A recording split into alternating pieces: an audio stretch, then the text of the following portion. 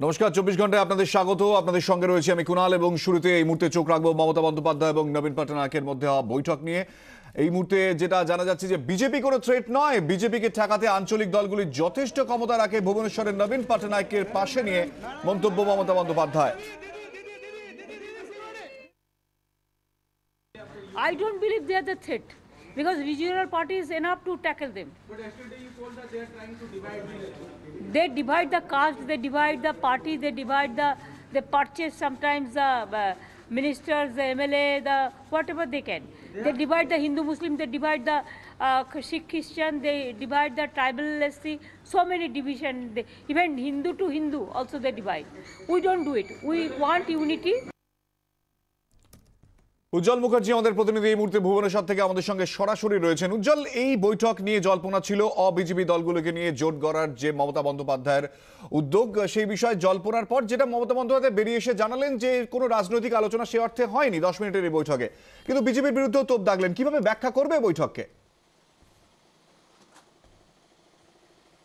দেখো, প্রথমত কতগুলি কথা বলি যে এই বৈঠক দেখে মনে হতে পারে মাত্র 7 মিনিটের বৈঠক, কিন্তু সাধারণত আজকের দিনে দাঁড়িয়ে এই বৈঠকটা সর্বভারতীয় ক্ষেত্রে গুরুত্বপূর্ণ এই কারণে যে এমন দুজন মুখ্যমন্ত্রী তারা একসঙ্গে মিলিত হলেন যে যাদের কাছে কিন্তু এই মুহূর্তে বিজেপি একটা অন্যতম থ্রেট।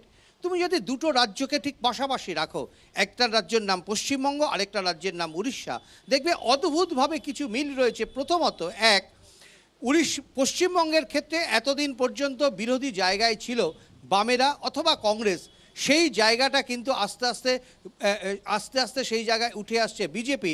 গত উপনির্বাচন তার প্রমাণ। একইভাবে উড়িষ্যার বুকেও কিন্তু এতদিন এখানে লড়াই হতো মূলত কংগ্রেসের সঙ্গে, যারা ছিল প্রধান বিরোধী দল। সেই কংগ্রেস কিন্তু অনেকটা দূরে সরে তৃতীয় শক্তি হয়ে তৃতীয় জায়গায় উঠে আসছে। গত পঞ্চায়েত নির্বাচনে মাত্র 39টা আসন নিয়ে লড়াই শুরু করে বিজেপি পৌঁছে গেছে দ্বিতীয়তে। অর্থাৎ দুটো রাজ্যের ক্ষেত্রেই কিন্তু বিজেপির উত্থান অত্যন্ত দ্রুত গতিতে হচ্ছে। মিল 1।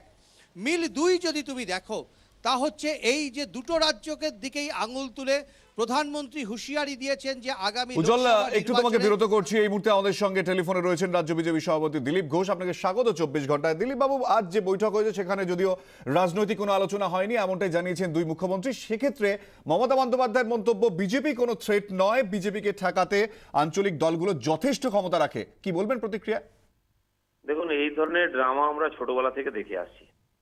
পশ্চিমবাংলায় বিশেষ করে রাজনীতিতে সরকারি দল যখন কোণঠাসা হয়ে যায়, বিফল হয়ে যায়, সাধারণ মানুষ থেকে সরে যায়, এই বিফলতা ঢাকার জন্য অখিল ভারতীয় রাজনীতি দিল্লি, পাটনা এই দেখানো হয়, বা থার্ড ফোর্স। আর জ্যোতিবাবু দেখাতেন, বুদ্ধবাবু দেখাতেন, ঠিক সেই পরম্পরা মমতা ব্যানার্জি করছেন।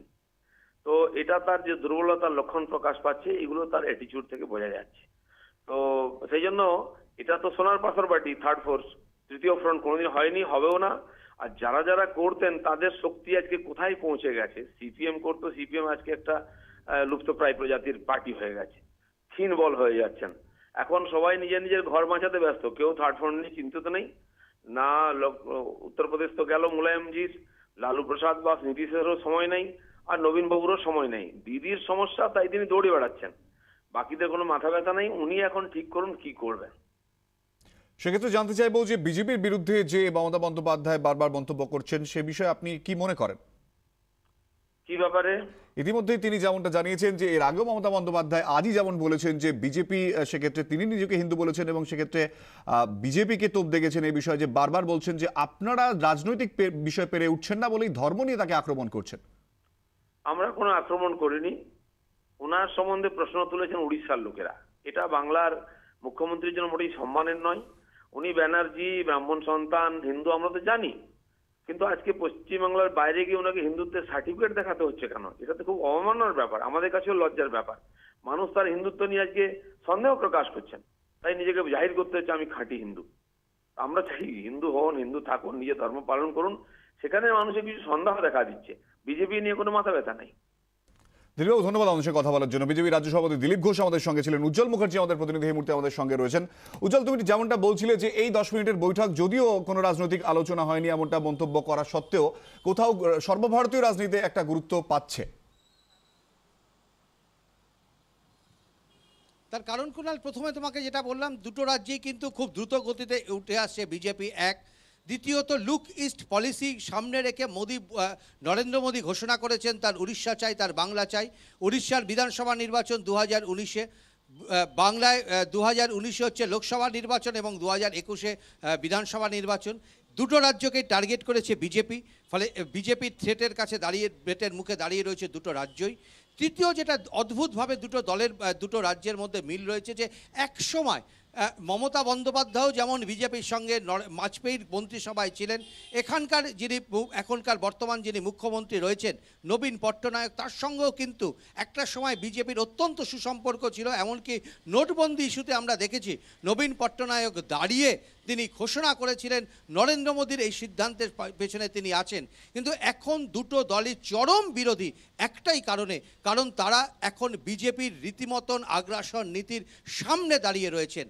আরও একটা অদ্ভুত মিল রয়েছে কুণাল, সেটা হচ্ছে এই মুহূর্তে নাড্ডা সাড্ডা ইস্যুতে তৃণমূল কংগ্রেসের দুজন সাংসদ তারা জেলবন্দি হয়ে রয়েছেন। মমতা বন্দ্যোপাধ্যায়ের দাবি তারা রাজনৈতিক শিকার, এবং নবীন পট্টনায়কের দলেরও দুজন সাংসদ তারা এই মুহূর্তে জেলে বন্দী হয়ে রয়েছেন। তাদের বিরুদ্ধেও চিটফান্ড কেলেঙ্কারির অভিযোগ রয়েছে। নবীন পট্টনায়কের দাবি এটা হচ্ছে বিজেপির একটা বড় ধরনের রাজনৈতিক চক্রান্ত।